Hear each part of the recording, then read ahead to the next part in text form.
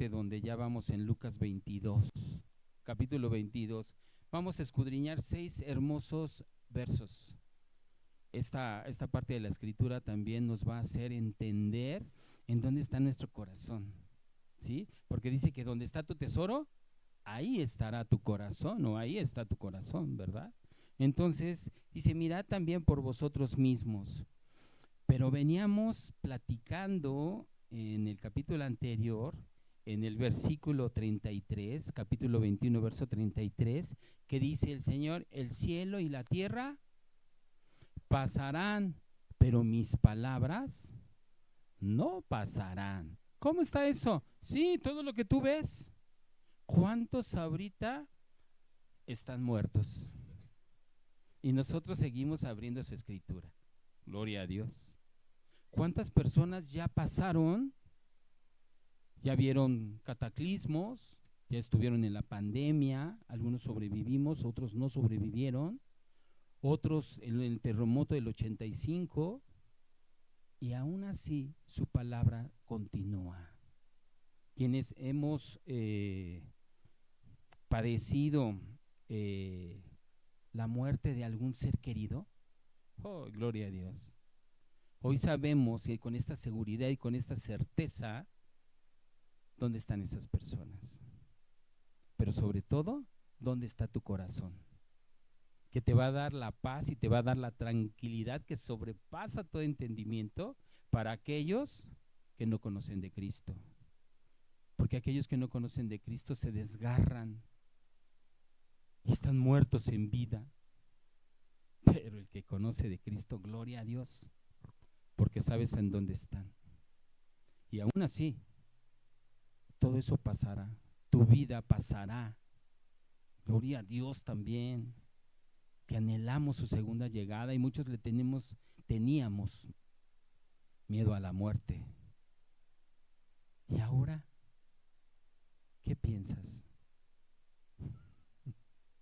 Hoy el regocijo más grande es estar en la presencia del Señor.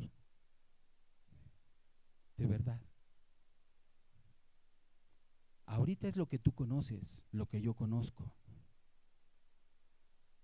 Pero dice el Señor que es la certeza de lo que no se ve. ¿Sí? La certeza de lo que se espera. ¿Qué esperas? Tener una vida eterna.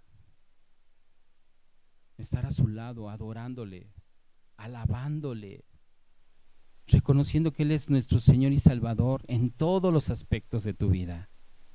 Y también en el aspecto de la vida de aquellos que han creído. Decía en una ocasión, pero es que pues nunca se le compartió, pastor, nunca se le compartió de la palabra, y es que era malito, era feíto. Pero hasta en una micra de segundo se pudo haber arrepentido esa persona. No lo sabemos. La misericordia de Dios es abundante. Y pudo haber sido rescatado y pudo haber sido salvo. Así que no te ocupe eso. El Señor va a proveerte, ¿sí? Eso nos lleva a un objetivo. Y dice, en el objetivo es continuar mirando por nosotros mismos. Hay que cuidar tu corazón para que no se endurezca. Hay que cuidar tu corazón y tus ojos para que no se vuelvan insensibles de las cosas que ves, aquellas cosas que son temporales. Ya sabía que iba a pasar esto. No, ya. Cuida de esa parte. Dice que sus palabras pasarán. ¿Sí o no? Sus palabras no pasarán. Entonces su palabra es vida eterna. ¿Sí? Dice, continuar mirando por nosotros mismos, sometiéndonos a Dios. ¿De qué manera te puedes someter a Dios? Es que si el Señor no hace lo que yo quiero, me voy a enojar con Él. Es que ¿por qué? No. ¿Por qué se la llevó? Y yo decía, ¿por qué el Señor se llevó a mi papá? ¿Por qué? qué tuvo que morir? ¿Por qué no se esperó hasta que yo estuviera en Cristo Jesús y ahorita viera la grandeza y la transformación de Dios? Es un propósito. Pero uno tiene que aprender de ese legado, del legado de Dios, y estar en paz contigo mismo. Porque imagínate todo el tiempo estar pensando y pensando y pensando y pensando. Qué horrible es eso. No hay paz. No es que no hay paz. ¿Cómo puede haber paz? Yo digo, gloria a Dios que ya mi papá está donde está. Y como vamos a tener memoria, tal vez si lo vea en el cielo. Y si lo veo, gloria a Dios. Pero si no lo veo, gloria a Dios. No hay nada en que afanarse. Y dice, y resistiendo al diablo para que huya de nosotros. Resistiendo al diablo para que huya de nosotros. Eso quiere decir que el diablo es un intermediado, un mediador o un intermediador. Ok, entonces el diablo, y me tengo que cuidar de mí mismo, porque en mí hay maldad. Y como dice, pensando que el diablo, no, es que ya sabes cómo se le está como león rugiente, pidiendo a quien devorar, y te vuelves bien bíblico. Pero ¿y lo tuyo? ¿Y tus concupiscencias? ¿Qué pasó? Y el pobre changlotas ahí anda hasta triste, ¿verdad? Es que de todo me echan la culpa a mí. Pero también aprovecha cualquier instante. La tela del juicio, del buen juicio, es muy delgada, demasiado delgada. Dentro de lo que estás haciendo bien, es muy delgada. Y no puedes cerrar los ojos ante algo que está escrito. Pero está escrito también que Él es nuestro Redentor. Entonces, si Él es nuestro Redentor, ¿por qué nos afianzamos a las cosas temporales? ¿Por qué? Porque realmente no hemos entendido. Y al no entender, ¿qué es lo que sucede? Almita, ¿me puedes apoyar? ¿Qué es lo que sucede? Que nos perdemos, ¿verdad? Dice Santiago 4:7, por favor acompáñame. Ese es el verso de nuestro objetivo del día de hoy. Someteos pues a Dios. Someteos a Dios. Qué difícil. Pero es muy claro, o sea, tú y yo lo podemos entender así, facilito. Someteos a Dios. Resistid al diablo y huirá de ustedes. Si tú tienes dominio propio, que el dominio propio se te ha dado, vas a poder resistir cualquier cosa, inclusive hasta el diablo. Lo que no pudo resistir Adán, lo que no pudo resistir Eva, te ha dado ese dominio propio de poderlo resistir. ¿Qué capacidad tienes tú y yo para poder tomar decisiones y decisiones acertadas? Por eso dice, someteos a Dios. Versículo a memorizar. ¿Ya se lo memorizaron? ¿Ya saben cuál es? De la semana pasada, va a ser el mismo. El de la semana pasada, ¿cuál fue? 21:34, ¿cómo dice? Mirad también por vosotros mismos, ¿verdad? Después,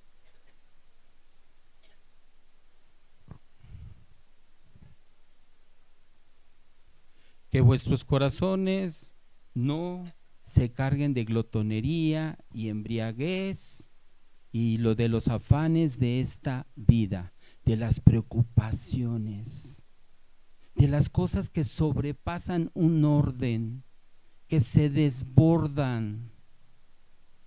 ¿Qué cosa se puede desbordar en tu vida? Los celos, la ira, el odio, el coraje. Muchas veces quieren tomar venganza por sí mismos, ¿verdad? Y dice el Señor, la venganza es mía. No, es que se merece que le diga sus cosas. Y ahí va esa glotonería. ¿Y qué pasa? La riegas más. El diablo te evidencia. ¿Por qué? Porque no estás pendiente de lo que te está hablando el Señor, no te estás sometiendo a Dios, sino te estás sometiendo a tus propias concupiscencias, a lo que tú crees que es correcto, y por eso caes en vergüenza. Y caemos en vergüenza con nuestra esposa, con nuestro esposo, con nuestros hijos. Y no para ahí, sino al crecer nuestros nietos, caemos en vergüenza. Yo recuerdo que dijo una ocasión mi mamá algo de mi abuelita y de mi abuelito, ¿no? Yo dije, uy, y caen en vergüenza. Vamos a introducirnos un poquito de lo que hemos venido viendo de Lucas, ¿les parece bien? Y recordemos que después de estar enseñando en el templo Jesús, porque cuando entra en esa entrada triunfal a Jerusalén Jesucristo, pues todos los reciben con palmas y con bombones y con bombines, perdón, y con platillos y todo, y el Señor entra llorando. Entró en un asno, en un asnillo, y llorando. Y todos, ay, alabado sea el Señor, y hijo de David, hosana en las alturas, hijo de David. Pero en realidad ellos no estaban entendiendo qué era lo que estaba sucediendo. Entonces, saliendo del templo, sus discípulos le dicen a Jesús, mira qué hermoso está la reconstrucción del templo. A lo que Jesús les dice que lo que están viendo ahorita va a desaparecer y que no quedará piedra sobre piedra, ¿se acuerdan? Y vimos cómo efectivamente el ejército romano sitia a Judea y a unos los mata, a otros se los lleva por esclavos y destruyen el templo, y destruyó todo el ejército romano, destruye todo, inclusive destruye hasta el árbol genealógico de cada uno de los que vivían ahí. Se rompió toda genealogía. Estaban dirigidos por Vito Vespasiano. Se recordarán que después que comandaba el ejército romano se hizo emperador, y dice un historiador llamado Josefo que perdieron la vida más de 1 millón de personas en ese evento. Recordemos que no eran tantos en ese tiempo, pero más de 1 millón de personas perdió. A lo que el Señor pues les dice que no quedará piedra sobre piedra, y todo ahí pues estaba bien. Pero les dice, les genera unas preguntitas, una inquietud de parte de los discípulos, y le preguntan a Jesús ya en lo privado, ¿verdad? Ya de una manera más personal, y le preguntan que ¿cuándo será esto? ¿Y qué señal habrá cuando estas cosas estén para suceder o para acontecer? Y les habla del ejército, que cuando los vean y vean sitiado por el ejército romano, se vayan de allí, que ni siquiera regresen por las cosas que quedaron pendientes. Y les explica y les dice, no hagan esto, por favor, de la manera que y dice, ay de aquellas mujeres, ay de aquellas mujeres que estaban encinta, que estaban embarazadas. y de aquellas mujeres que estaban amamantando a sus bebés, a sus niños, porque sus palabras tienen que suceder, tienen que pasar, pero todo esto tiene que acontecer para que se cumpla su palabra. Y después les dice Jesús, ¿verdad? A todo esto les dice Jesús, pero no se preocupen, yo voy a venir, y voy a venir en una nube, con poder y gran gloria. Y les explica que en su segunda venida Él va a llegar de esa forma, ¿sí? Entonces, pues les anima, como ahorita nos está animando a nosotros, ¿verdad? A pensar por nosotros mismos. Piensen por ustedes, porque quiero que estén conmigo allá arriba. Quiero ver que estén haciendo las cosas que yo les he pedido. Que no caigan en las cosas que ustedes piensan. Hagan esto, chiquitos, y nos vamos a ver allá en esa segunda llegada. Y ahora sí vamos, abre tu Biblia por favor en Lucas capítulo 22, versos 1 al 6. Y estos van a ser nuestros hermosos versos, 6 hermosos versos en donde el Señor nos va a hablar. ¿Y de qué manera nos va a hablar? Vamos a observarlos, ¿ok? Los leemos primeramente, oramos y enseguida escudriñamos estos versos, porque dice que escudriñar las escrituras, porque en ellas os parece tenéis la vida eterna, y estas son las que dan testimonio de mí. Tenemos que escudriñar las escrituras e ir verso a verso para que sepamos el contexto. Porque de repente nos gusta un verso, ay, qué bonito, ¿verdad? Yo todo lo puedo en Cristo que me fortalece. Pero, pues nada más lo tienes como un amuleto, porque ni siquiera te esfuerzas por escudriñar las escrituras o por memorizar las escrituras. Es como un arquitecto, ¿verdad? Quiere diseñar, no sé, una estructura, que ya hay muchas ramas de eso, ¿verdad? Pero yo conocí al arquitecto que hacía las casas y las habitaciones y pues la sala de juegos y cosas así, y estudió para aprovechar pues los espacios terrestres, espacios aéreos, o combinar, ¿verdad?, las aguas pluviales con las aguas pues con las aguas potables, no sé de qué forma, pero estudiaron para eso, así como el ingeniero, así como los licenciados, así como todas las profesiones. Qué hermoso estudiar tu vida misma. ¿Sí o no? La palabra es la vida. Y es vida y sobre y abundante.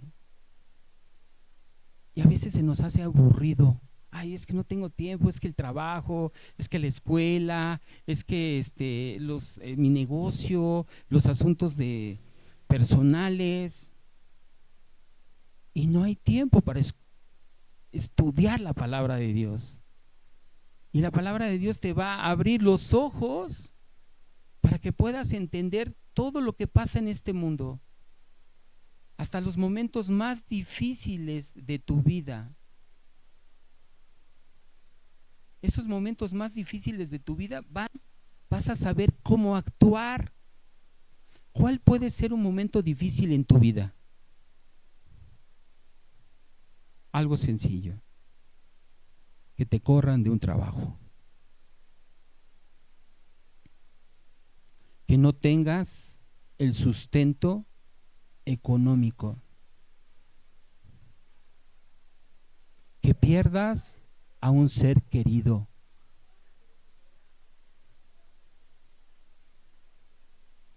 Y de ahí yo creo que otra cosa, no sé qué tan fuerte pueda ser. Pero cuando pasa eso, empieza a ver la diferencia.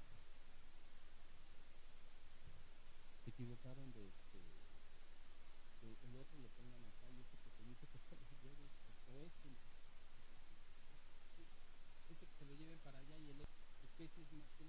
tenemos que estar preparados. Pero ¿cómo puedes estar preparado si no lees la Escritura, si no la escudriñamos? ¿Cómo puedes estar preparado ante una situación? A lo mejor no te pasó a ti o no te está pasando en este momento. Pero ¿qué tal para poderle exponer a una persona que en ese momento le están aconteciendo ciertas cosas? Está pasando por una enfermedad que es grave. Porque cuando hablan de cáncer, ¿qué piensas? Se va a morir. Y hay una esperanza, ¿verdad? Pero dice el Señor que tenemos que gozarnos en las tribulaciones. ¿Cómo? Gózate en las tribulaciones, porque ellas te van a producir paciencia. Y la paciencia prueba. Y la prueba esperanza. Y la esperanza no avergüenza, porque el amor de Dios ha sido derramado en mi corazón a través del Espíritu Santo que se nos ha dado. Imaginémonos el derramar de su amor. Tú pides una tacita de café en el Oxxo y hasta le dices, ¡ay, le faltó tantito! Y el Señor gratuitamente te derrama su amor, su sabiduría, su conocimiento. Pero lo derrama.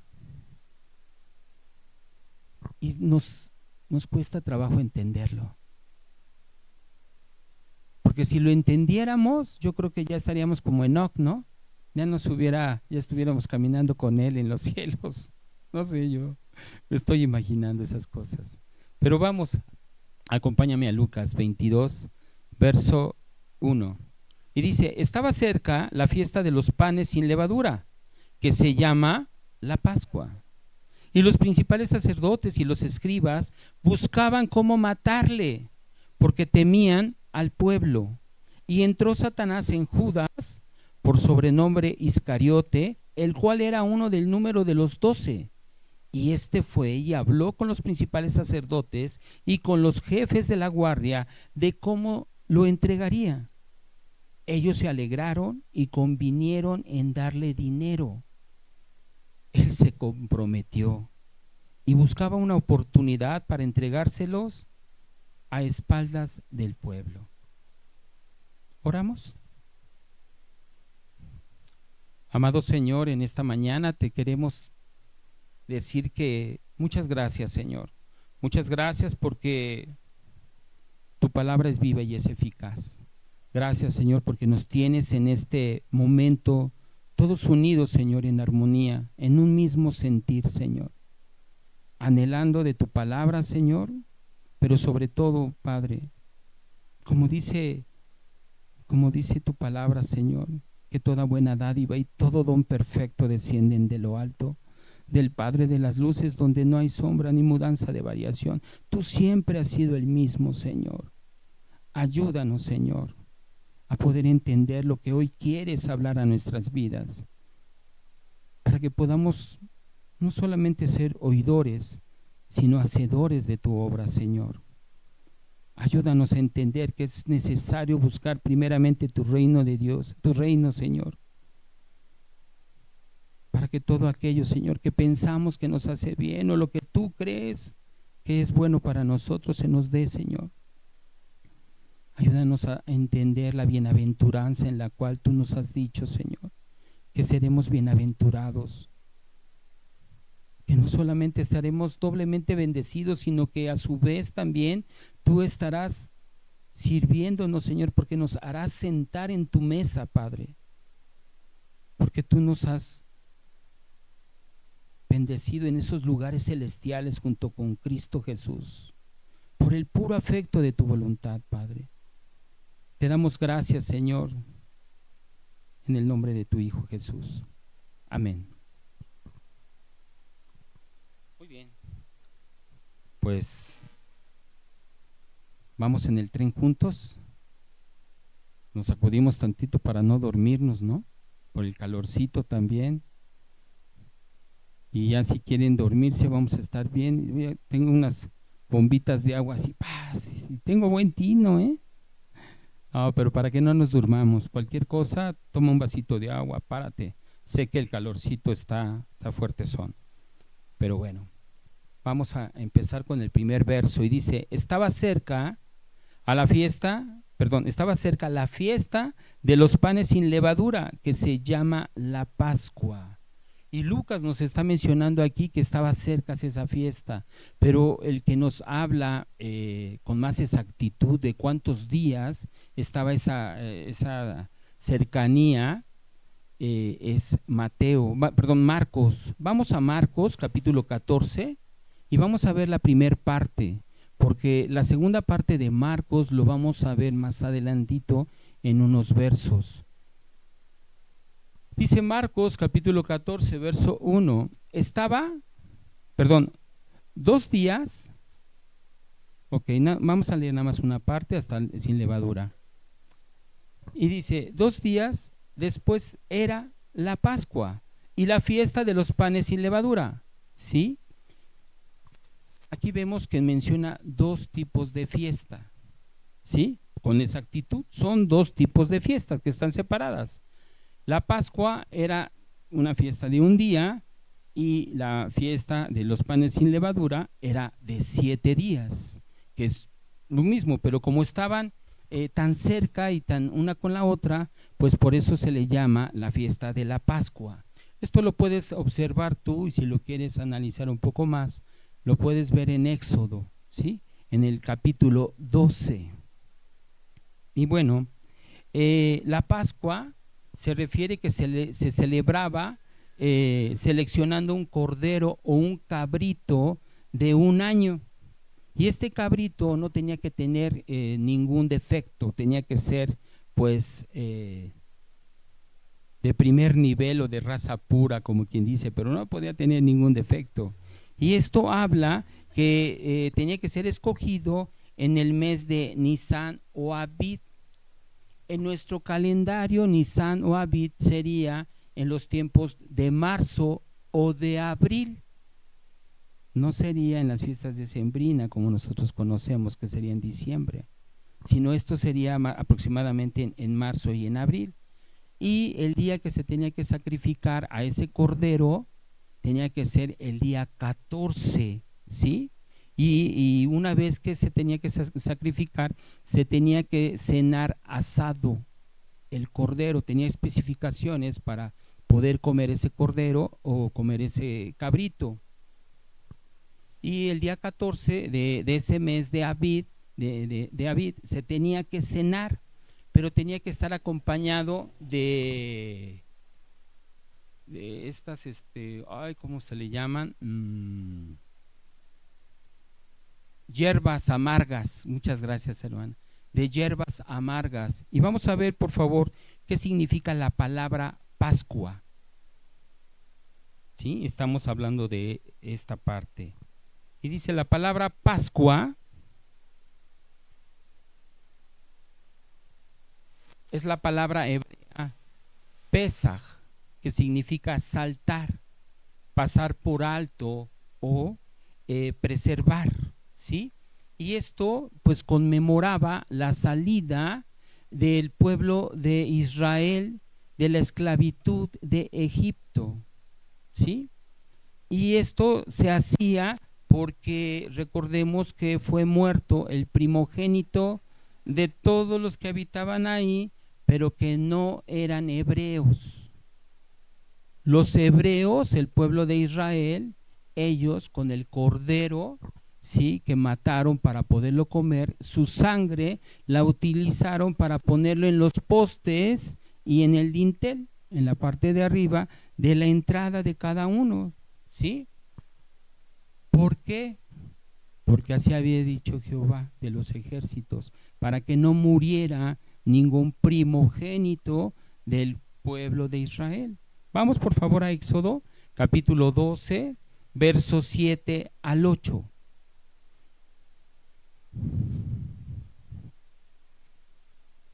Dice, y tomarán de la sangre y la pondrán en los 2 postes y en el dintel de las casas en que lo han de comer.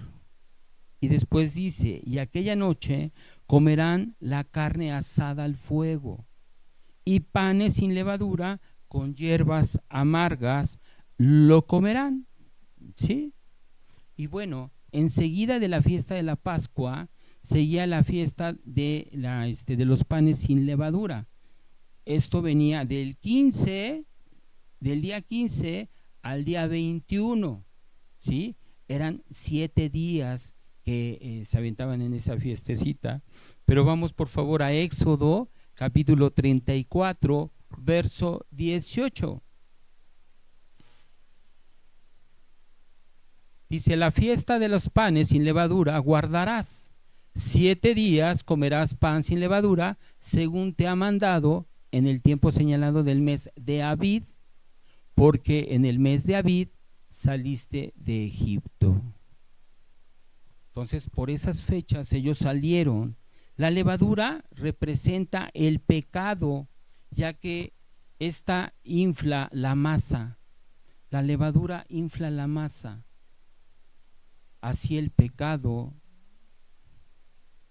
nos infla a nosotros, nos infla en la vida, en los errores, en la ira, en el odio, en el rencor, en la falta de perdón, ¿sí?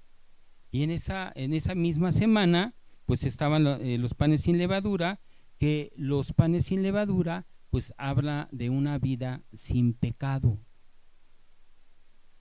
Uy, ¿cuántos de nosotros hemos comido panes sin levadura? Difícil, ¿verdad? Normalmente los judíos lo hacen, pero la verdad es que no sé si se porten bien del todo, ¿no? Fíjate que 3 días de estos 7 días de esta fiesta solemne, que pues estas fiestas estaban establecidas por Dios, y el peregrinar en ellas hacía que la gente fuera al templo, y esa gente que iba al templo hablaba de los varones que eran mayores a 20 años. De repente yo me pregunté, ¿y las mujeres? Las mujeres también podían ir al templo, pero no les era tan necesario. Podían ir 2 días y los demás días podían llevarlos en sus casas, ¿sí? Ahora, en esa fiesta como tal, pues es Cristo, el Cordero, que quita el pecado del mundo. Y lo quita porque es a través pues de esa sangre preciosa que corrió en la cruz. En ocasiones veo algunas imágenes de Cristo y hasta le remarcan bien la sangre, ¿no? Ay. Y no sé qué sientas tú, pero no había necesidad de tanta sangre. Y por esa sangre vivimos hoy en día. ¿Cómo poder hacer menos ese esfuerzo? ¿Cómo poder hacer menos muchas veces en nuestra vana manera de vivir o de pensar? Que alguien dio la vida por ti y la dio por mí. Porque al final de cuentas, esa redención pues está pagando nuestros pecados, ¿no? Ay, pero pues ya la pagó. Y yo era uno de esos. ¿Para qué meterme en más rollos? Pero cuando profundizas y profundizas y profundizas, te das cuenta, ¿verdad? Que hemos sido librados del pecado. Lo hemos sido. Acompáñame por favor a Primera de Corintios, capítulo 5, versos 7 al 8. Y esta parte de ser librado nos ayuda por medio del Espíritu Santo que nos redarguye y nos aparta del pecado. Porque en algún momento de nuestra vida vamos a ser glorificados. Tu cuerpo tiene que ser glorificado. para que estemos en su presencia, delante de Él. Dice 1 Corintios capítulo 5, verso 7. Limpiaos pues de la vieja levadura para que seáis nueva masa, sin levadura como sois, porque nuestra Pascua, ¿cómo dice? Que es Cristo, ya fue sacrificada por nosotros. Ya no tenemos que hacer más holocaustos. Absolutamente nada. Lo único que tienes que hacer es creer en Jesús. ¿Sí? Solamente creer en Jesús. Dice, así que celebremos la fiesta, no con la vieja levadura, ni con la levadura de malicia y de maldad, sino con panes sin levadura, de sinceridad y de verdad. A veces nos cansamos de hacer las cosas correctas. O a veces nos cansamos de ser obedientes y sujetarnos a la palabra. Pero precisamente el Espíritu Santo que mora en cada uno de nosotros nos hace frenar y ya no caminar con la vieja levadura, sino con la que hoy Cristo nos ha dado, su vida. Porque de tal manera amó Dios al mundo que ha dado a su Hijo unigénito para que todo aquel que en Él cree no se pierda, mas tenga vida eterna. Y después nos habla, dice Romanos 10, 9 y 10, que si confesáramos con nuestra boca que Jesús es el Señor y creyéremos en nuestro corazón que Dios le levantó de entre los muertos, será salvo. Porque con el corazón se cree para justicia, pero con la boca se confiesa para salvación. Y vemos qué tan importante es este suceso, no solamente para los judíos, sino para aquellos que hemos creído en Cristo. Y después dice en el verso 2, regresemos al capítulo 22, y dice, y los principales, esos sacerdotes y los escribas, buscaban cómo matarle porque temían al pueblo. ¿Quiénes eran estos principales? Pues los líderes, los jefes, aquellos maestros de la ley, los que estaban enseñando y estaban viendo cómo matarle. ¿Por qué crees? Porque Jesucristo ya los había incomodado, porque había demasiadas personas que lo seguían y que estaban creyendo en Él, no solamente gentiles, los no judíos, sino que también los propios judíos estaban creyendo en Él. Se les hacía muy raro que Él en todo tiempo y en todo momento estuvieran manifestando señales de que efectivamente venía de parte de Dios, levantando a los muertos, renació de sus manitas secas. Vamos por favor a Mateo capítulo 26, y aquí vamos a ver cómo Mateo relata este episodio. 26 verso 3, Mateo 26 verso 3, y vamos a leer hasta el 5. Fíjate nada más cómo este hombre, ese líder religioso que en ese tiempo, en ese año, era el sumo sacerdote llamado Caifás, se puso de acuerdo con sus cuatachos. Se invitó a su casa a echarse un taquito y empezaron a ver de qué manera iban a matar a Jesús. Mateo 26, 3. Entonces los principales sacerdotes, los escribas y los ancianos del pueblo se reunieron en el patio ¿de dónde? Del sumo sacerdote llamado Caifás, y tuvieron consejo para prender con engaño a Jesús y matarle.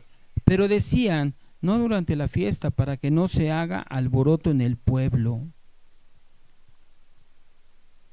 Estos hombres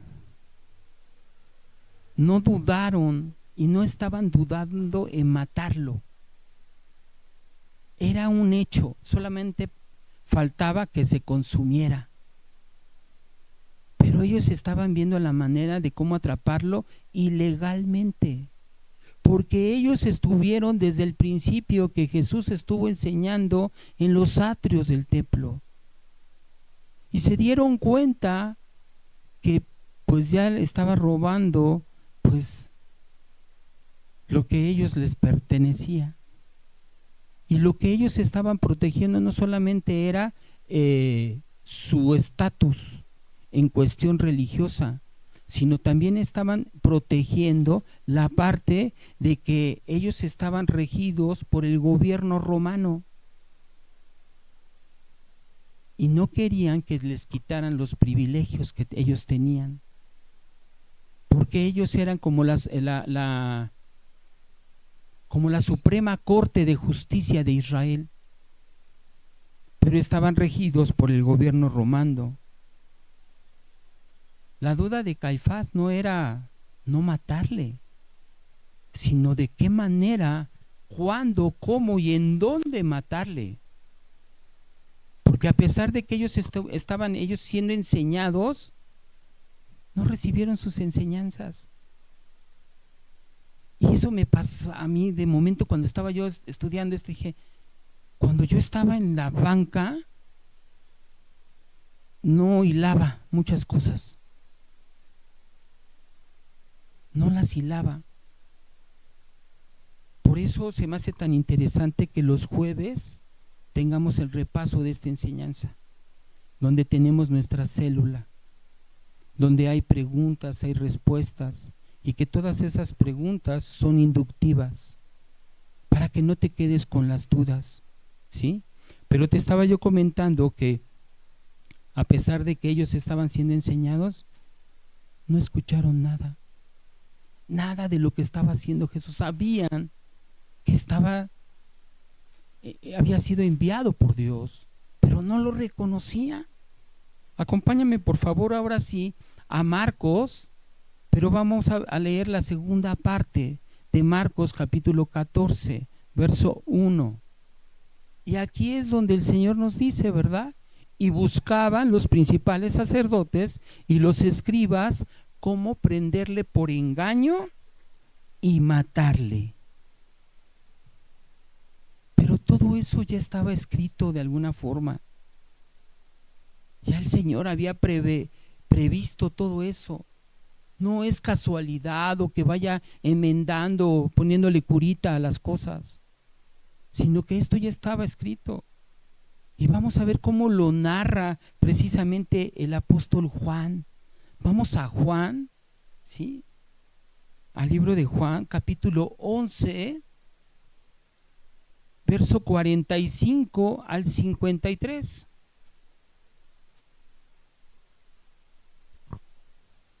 Dice, entonces muchos de los judíos que habían venido para acompañar a María y vieron lo que hizo Jesús, creyeron en él.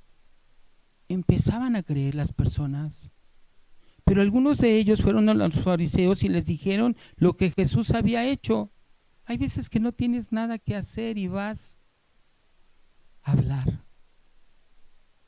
Aunque te estés dando cuenta que las cosas están siendo dirigidas por Dios, vas a hablar de las personas. Entonces los principales sacerdotes y los fariseos reunieron el concilio y dijeron, ¿qué haremos? Porque este hombre hace muchas señales. Lo estaban reconociendo, claro. Hacen muchas señales. Y dice, si le dejamos así, todos creerán en él. Y vendrán los romanos y destruirán nuestro lugar santo y nuestra nación. Entonces Caifás, uno de ellos, como sumo sacerdote, aquel año les dijo, vosotros no sabéis nada, ni pensáis que nos conviene que un hombre muera por el pueblo, y no que toda la nación perezca. Y ya estaban haciendo amén. Ya estaba viendo de qué forma Caifás, pero el Señor no se le pasa nada. Y ahorita van a ver por qué. Y dice, y no solamente por nación, sino también para congregar en uno a los hijos de Dios que estaban dispersos. Así que desde aquel día acordaron matarle. Caifás, sin saberlo y ni pretenderlo, estaba culminando y estaba cumpliendo la profecía que había sido para Jesús. ¿Sí? Esa obra redentora de la salvación del mundo. No por unos cuantos, sino para todos y cada uno de nosotros. Verso 3. Vamos a Lucas 22, verso 3. Y aquí viene lo complicado. Y entró Satanás en Judas, por sobrenombre Iscariote, el cual era uno del número de los 12 discípulos. Este hijo de Simón era discípulo. Había caminado con Jesús, lo conocía. Inclusive hasta pudo él, yo creo que oler su oler su aliento. Lo tocó. Pero dice que entró Satanás en Judas. Y recordemos que cuando empezó su ministerio de Jesús, fue enviado al desierto por el Espíritu Santo. Lo envió. Y en esa ocasión también Satanás lo tentó. ¿Sí? Vamos a ir por favor a Mateo capítulo 4. Mateo 4, del 1 al 11. Entonces Jesús fue llevado por el Espíritu al desierto para ser tentado por el diablo. ¿Tuvo un propósito por el cual el Espíritu Santo lo mandó al desierto? Claro. Pero fue por ese propósito, para ser tentado por el diablo. Y después de haber ayunado 40 días y 40 noches, tuvo hambre, y vino a él el tentador y le dijo: si eres hijo de Dios, di que estas piedras se conviertan en pan. Él respondió y dijo: escrito está, no solo de pan vivirá el hombre, sino de toda palabra que sale de la boca de Dios. Entonces el diablo le llevó a la santa ciudad y le puso sobre el pináculo del templo y le dijo: si eres hijo de Dios, échate abajo, porque escrito está: a sus ángeles mandará cerca de ti, y en sus manos te sostendrá, para que no tropieces con tu pie en piedra. Satanás sabe la escritura más que tú y más que yo. ¿Cómo le contestó? ¿Cómo le dijo, verdad? A Jesús. Palabras de las mismas palabras de Dios.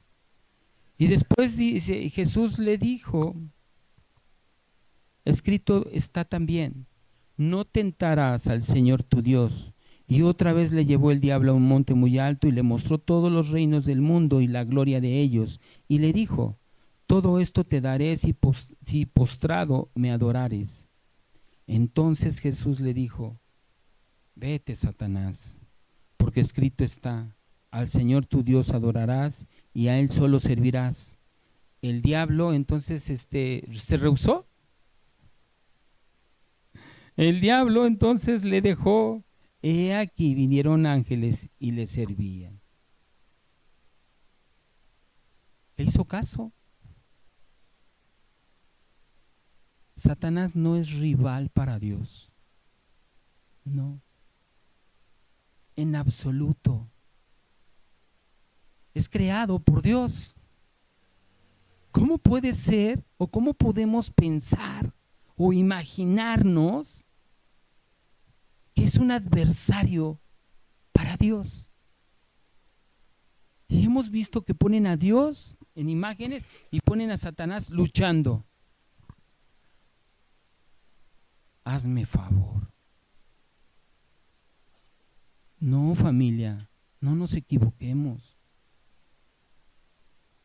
No veamos tantas películas, que a veces las películas te distorsionan tanto que te vas con la finta. Mejor ponte a leer la escritura. Mejor ponte a leer la escritura, David, también, ¿no? Ahora fíjate nada más, ahora cómo lo quiere hacer por medio de un segundo. Ahora quiere tentar a Judas Iscariote. Pero en esa tentación como tal, no lo va a tentar, sino no va a mandar a una legión o a 2 legiones o a su achichintle, a su coronel. No, mismo Satanás se le va a meter. Mismo Satanás. Pero vamos a ver esta parte porque Juan Iscariote no era Galileo, era el único de sus apóstoles que no era Galileo, sino él pertenecía a una ciudad, ¿sí? Que se llamaba, una aldea que se llamaba Keriot. Y esta aldea está al extremo sur de lo que era Israel. Acompáñame por favor a Juan, capítulo 6, verso 66. En ese plan también, y en esa acechanza constante de Satanás, Satanás iba a ocupar a Judas para poderlo entregar a los líderes religiosos. Dice uno, no sabe uno para quién trabaja, ¿verdad? Pero este hombre iba a ser partícipe, iba a ser un instrumento del diablo, ¿sí? A pesar de todo eso, ¿quién escudriña la mente y el corazón del hombre? Sino Dios. Él sabía perfectamente lo que había ahí, lo que tenía. Es a veces cuando uno inconscientemente dice, yo conozco a mi raza, yo conozco a mi gente y sé de qué son capaces. ¿Verdad? ¿Sí o no? Pues imagínate Dios.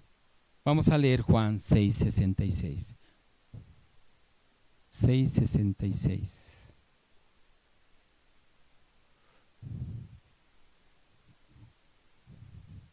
No, creo que no es ese, Mario. No, vamos a leer el 70, perdón. 70 al 71. Sí, gracias. Jesús les respondió, ¿no os he escogido yo a vosotros los 12? Y después dice, ¿cómo? Y uno de ustedes es diablo. O sea, dentro de los 12 él sabía que uno de ellos era Satanás en vivo y directo. Hablaba de Judas Iscariote, hijo de Simón, porque este era el que le iba a entregar y era uno de los 12. O sea, lo sabía perfectamente. Como muchas veces nosotros sabemos, ¿verdad?, de que son capaces a veces hasta nuestros padres, nuestros hermanos, nuestros hijos. Sabemos lo que tenemos en casa, ¿verdad? Esperemos que todos seamos temerosos del Señor. Ay. Pero bueno, acompáñame por favor a Lucas, capítulo 9, verso 1.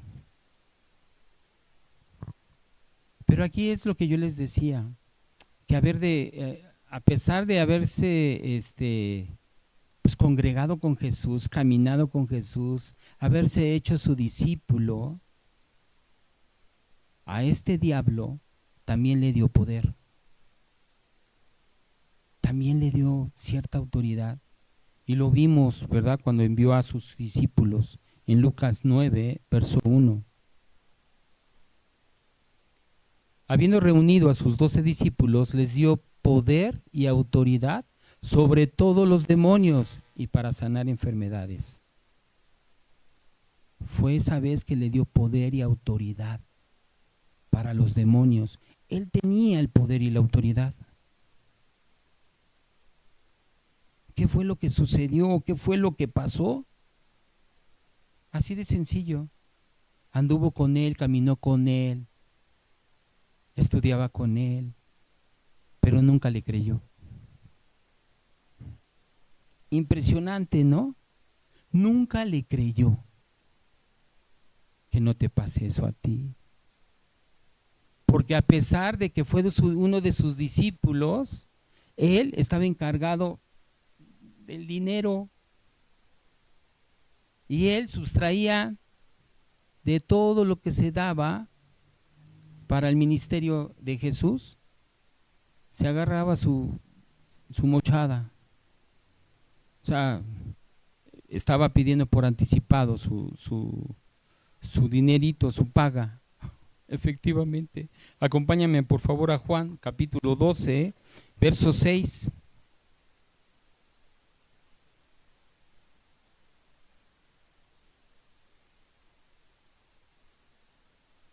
Dice, pero dijo esto, no porque se cuidara de los pobres, sino porque era ladrón y teniendo la bolsa sustraía de lo que se echaba en ella. Y analizando esto, dice, bueno, ¿por qué lo traicionó? ¿Por qué dejó que Satanás tentara sobre sus concupiscencias? Pues sencillo, porque él estaba afanado con el dinero. Y como estaba afanado con el dinero, pues dijo, pues por ahí se dice pues que lo van a matar ya. Pues ahora que lo maten, pues ¿qué voy a hacer? ¿De dónde voy a sacar dinerito? Entonces yo pienso que él ha de haber dicho, no, pues antes de que todo esto acontezca, pues vamos a sacarle provecho a los acontecimientos. ¿Cuántos de nosotros aprovechamos ciertos acontecimientos para sacar dinero? Uy. Verso 4, y ahorita le damos continuación. Dice verso 4 de Lucas 22. Y este fue y habló con los principales sacerdotes y con los jefes de la guardia de cómo se lo entregaría. O sea, él se movió. Él se movió, fue con los religiosos porque sabía que ellos lo querían matar y estaba confabulando de qué manera pudiera él tener un beneficio de esos acontecimientos. Y dicen, y ellos se alegraron. ¿Quiénes se alegraron? Los sacerdotes, los religiosos, porque no encontraban de qué manera se habían reunido en el patio de Caifás y no encontraban de qué forma darle muerte. Entonces ellos se alegraron y convinieron, acordaron en darle dinero. Se comprometieron y ahí es cuando Judas determina entregar a Jesucristo. Y por el otro lado, pues estaban bien contentotes porque les había caído del cielo. Sí, les había caído del cielo Judas, porque Judas había convivido con él, sabía perfectamente a qué horas comían, a qué horas cenaban, a qué horas desayunaban, en dónde se dormían, qué era lo que hacía Jesús. Y tremendo, ¿no? Porque a final de cuentas, pues lo van a entregar en un lugar solitario, apartados de toda la gente. Pero ¿tú crees que Jesús no sabía eso? Claro que lo sabía. Y muchas veces nosotros, yo lo hago como una manera personal y lo voy a hablar en singular. ¿Cuántas veces he decidido no seguir a Cristo? Muchas. Porque nos cansamos de ser buenos. Nos cansamos de ser instruidos.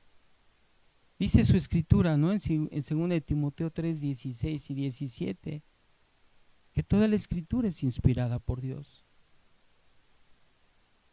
Útil para enseñar, para redarguir, para corregir, para instruir en justicia en Cristo, a fin de que el hombre de Dios sea perfecto, enteramente preparado para toda buena obra. Es que yo no soy perfecto. Si tú en tus fuerzas no eres perfecto, pero cada vez que nos exponemos a la palabra empieza a purificar el corazón y el alma. Y ya vosotros estáis limpios porque la palabra por la palabra que os he hablado. Te purifica. Juan 15:3.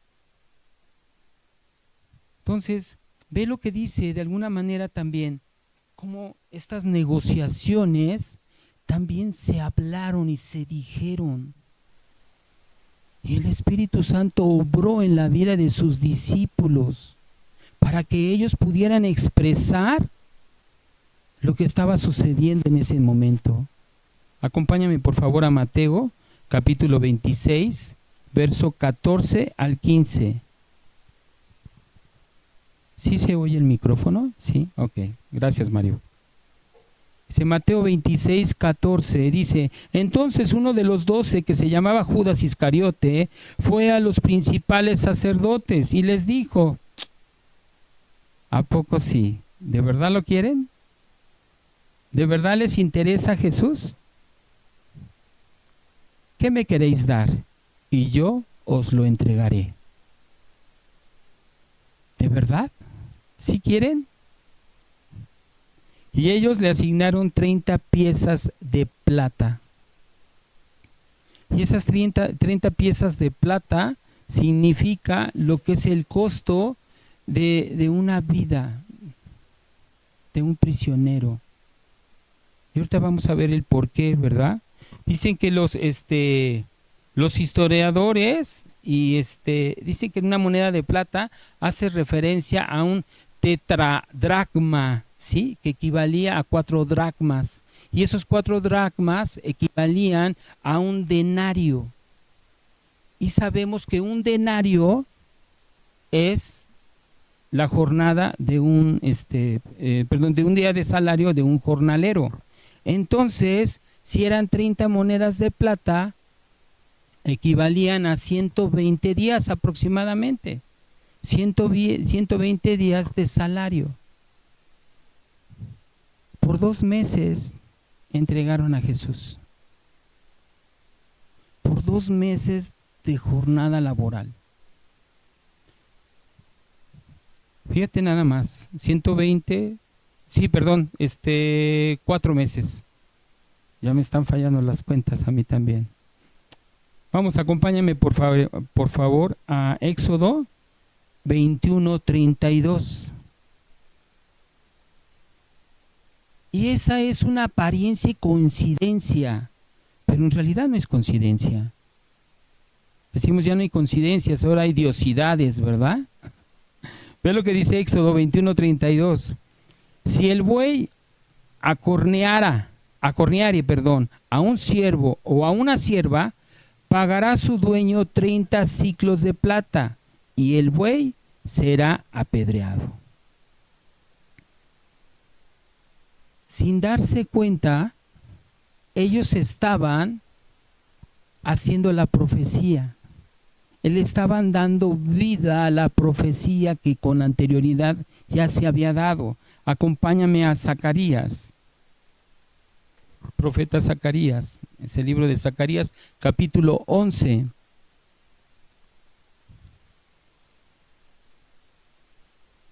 Verso 12 al 13. Zacarías 11, 12 al 13. Y les dije: si os parece bien, dadme mi salario, y si no, dejadlo. Y aquí viene lo interesante. Y pesaron por mi salario 30 piezas de plata.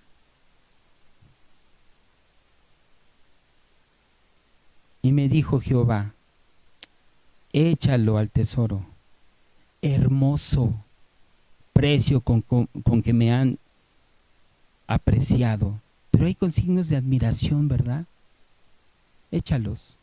Es un hermoso precio con el cual me han apreciado. Y tomé las 30 piezas de plata y las eché en la casa de Jehová al tesoro. ¿Ya lo sabía? La traición de Judas ya estaba proclamada. ¿Sí? El precio ya estaba profetizado también. Acompáñame por favor al Salmo, pero quisiéramos que fuéramos a la Nueva Versión Internacional, Mario. Salmo 41:9.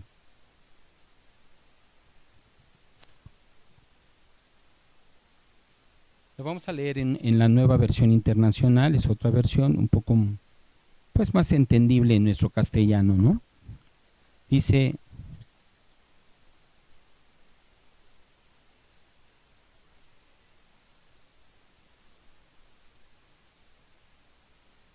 pero está bien, o sea, nada más para que lo podamos entender aquellos que nos acompañan por primera vez o segunda o tercera.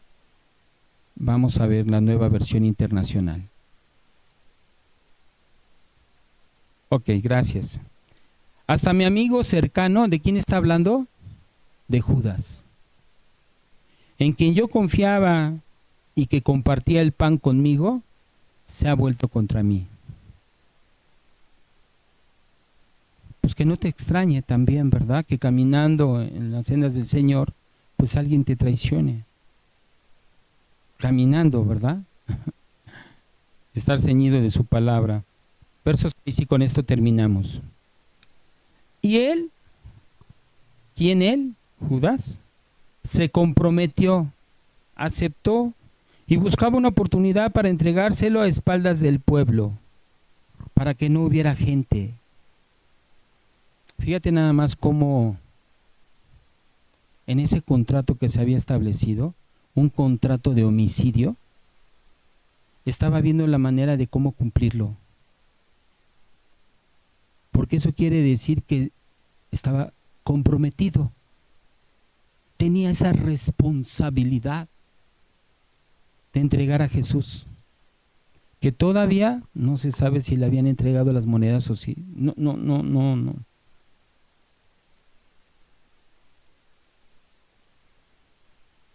Lo apagué. Entonces, él tenía ese sentido de responsabilidad. ¿Qué sentido de responsabilidad nosotros tenemos para escudriñar la Escritura? Para conocer de la palabra. Y esto nos deja ver que a veces somos responsables en lo que no deberíamos de ser responsables, ni aceptar convenios, ni aceptar cosas que no son correctas ante los ojos de Dios. Pero en este caso, pues vemos como Judas no fue una víctima de Satanás. Como Satanás conocía sus concupiscencias y su vanidad, se aprovechó de eso.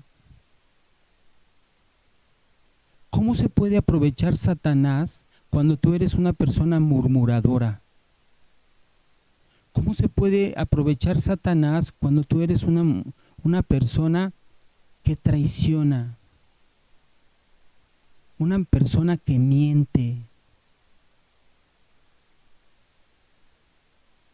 Cuando dejas de ser una persona confiable. ¿Y sabes cómo se puede aprovechar Satanás? Acompáñame por favor a Santiago, capítulo 1, verso 14.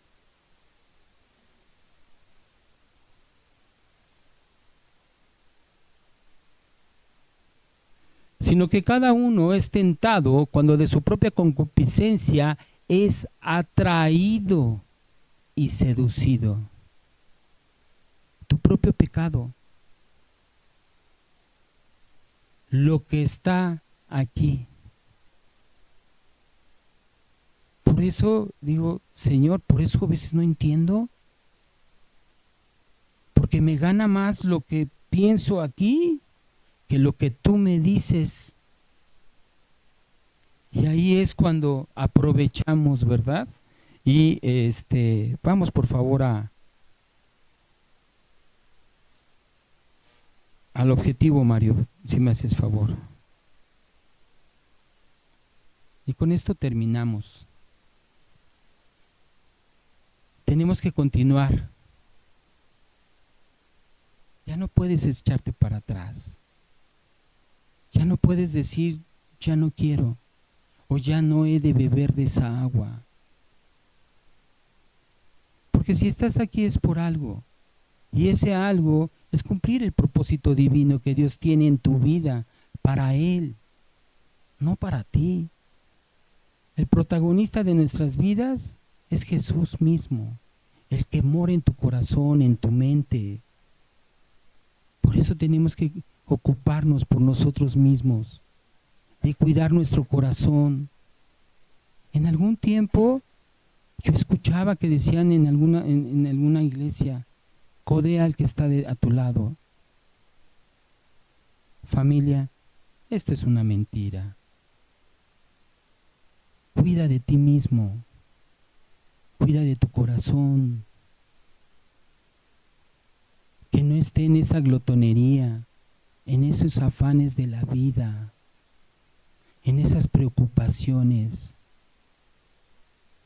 No es pecado el ocuparte, pero cuando esto se desborda, sí es pecado. Entonces, nos dice que tenemos que resistir las acechanzas del enemigo, porque el Señor te ha dado un dominio propio. Te ha hecho ser su hijo. Te ha dado la potestad de ser su hijo. ¿Oramos?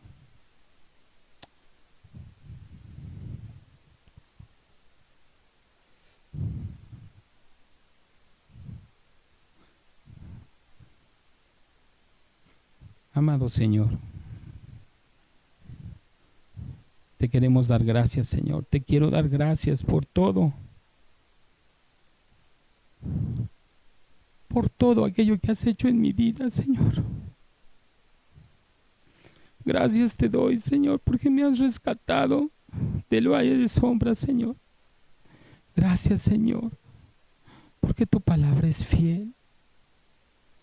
Gracias te doy, Señor, porque el caminar contigo, Señor, me ha hecho saber y conocer quién soy a tu lado, Señor. Perdona también, Señor, aquellas cosas que no he valorado, que he dejado, Señor, atrás.